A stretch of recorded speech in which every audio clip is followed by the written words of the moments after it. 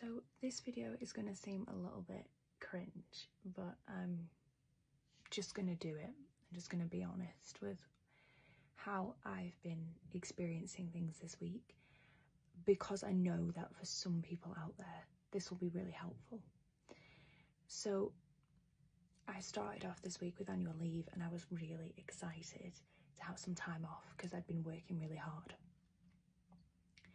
But the first couple of days of my annual leave, I just felt awful. Burnout had hit me really hard and the floodgates of everything opened. And one of the strange things for me is I had this fear that I was missing the boat on something, on my dreams.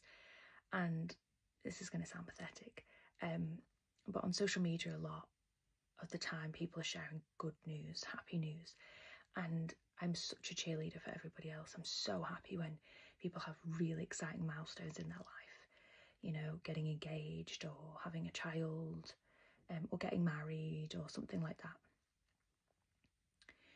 that. And I felt like I'm in this position where it feels harder than ever for me to get near those goals of kind of having a partner to share my life with and having children. And I know I'm not the only one, because there's a lot of us out there single at the moment. But I think uniquely as a woman, the way that things like dating is set up is so against us. I've been reading a book called Sexy But Psycho, and it's talked about all the ways that women are not listened to in the medical and the psychiatric field, and it is quite terrifying. But it made me think about kind of the dating world and how really it's not positioned to support women, particularly women who are articulate, intelligent, who have a lot to say about themselves, who know how to establish boundaries, who want respectful relationships. Dating has kind of become an example of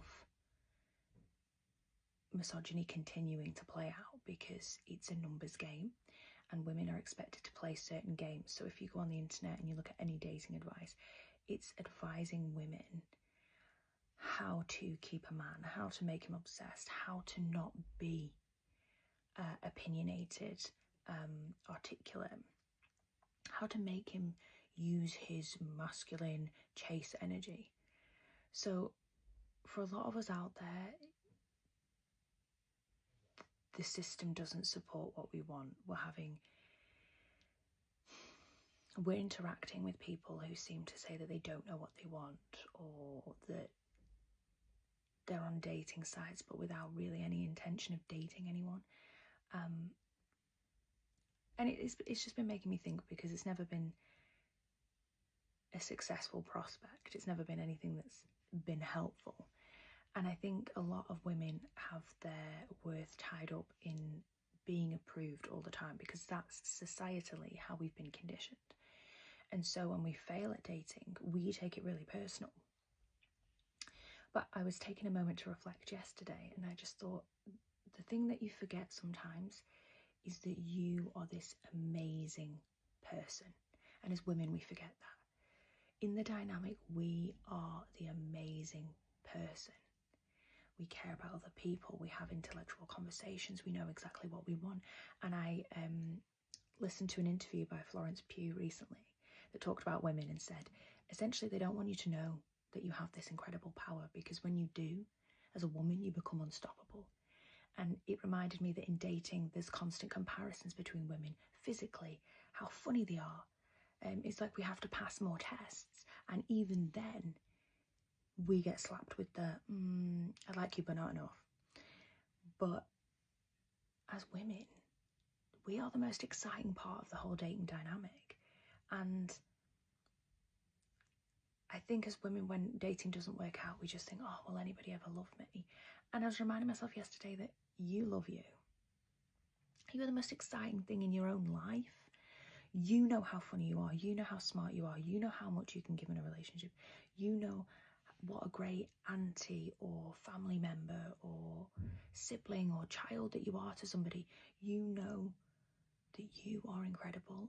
And so I thought last night, I don't need anybody to validate my worth. I just need to spend way more time validating it myself. So today I've decided to take myself on a date. So I'm going on a train and I'm going out for the day, because I don't need to wait around for somebody else to say, I'll take you out and wine and dine you and I'll make you feel great, because you can do that for yourself. But also all these people that you interact with that make you feel small, you need to remember that you were the most exciting part of that interaction. You were the spark, because you are amazing. And the fact that we live in a world now where you treat relationships or dating like a fucking McDonald's drive-through, and I like this bit and this bit and this bit, but I don't want that. And the fact that everybody's become commitment phobes, it's not really your problem. I think it's societally it's an issue, but it doesn't reflect your worth. And as women, we forget that, because from the ages of being incredibly little, we have been programmed societally to want to be liked. And that is a societal issue. It's not necessarily a man issue, but misogyny is real and it exists, and we teach it to women and we teach it to men. And therefore, women have always had to barter their value in a workplace, in a romantic setting, in a domestic space. We always have to be seen to produce something. So a lot of women grow up with this idea that they have to prove their worth. And then in dating, it is actually weaponized against you. But it's reminding yourself that actually you have exponential worth. You are amazing. You are beautiful and bright and fantastic. And dating isn't a reflection of the reality. It's just a power dynamic and a power game. And sometimes you have to remind yourself, actually, there's people I was interacting with and giving my time and giving opportunities and chances to, were never really worth it. And you'll be able to look back and say, I was so nice to that person, but like that person never really needed that from me. I gave too much. And it's a frustrating thing. Dating has always been a frustrating thing for me, because a lot of women want this deep romantic love, and we don't live in a romantic era anymore. So for a lot of us, it's just they're kind of left on the shelf, as it were, are a bit fearful of what's out there. But I think the priority for people in the same position as me is to not worry too far ahead.